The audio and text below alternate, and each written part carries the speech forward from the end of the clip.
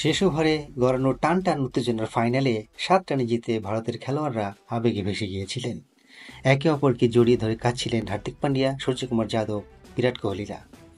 এর মধ্যেই আবার পরম শান্তি আর স্বস্তিতে মাঠে শুয়ে কিছুক্ষণ চোখ বুজে থাকলেন রোহিত শর্মা। নিজের ভাষায় জীবনের সেরা অর্জন কীভাবে উদযাপন করবেন সেটা ঠিক বুঝতে পারছিলেন না রোহিত। কী করবেন সেটা না বুঝতে পেরেই হয়তো ভারতের অধিনায়ক সব সতীর্থদের ফেলে চলে গেলেন মাঠের ঠিক মাঝখানে, বারবারও যে পিচের ওপরে। খানিক আগেই যে 22 গজে দক্ষিণ আফ্রিকাকে লড়াইয়ে হারিয়েছে ভারত। পিচের কাছে গিয়ে শান্ত ও সম্যকভাবে বসলেন রোহিত। এরপর পিচটাতে পরম মমতায় একটু হাত বোলালেন, আঙুল দিয়ে খুঁচিয়ে তুলে নিলেন পিচের ছোট্ট একটি টুকরা। আঙুল দিয়ে সেটা একটু নাড়িয়ে মুখে দিলেন রোহিত। এরপর আরেকটু বালু তুলে নিয়ে আবারও মুখে পুরলেন ভারতের অধিনায়ক। রোহিতের এই উদযাপনটি আপনার কেমন লেগেছে কমেন্টসের মাধ্যমে জানাতে পারেন।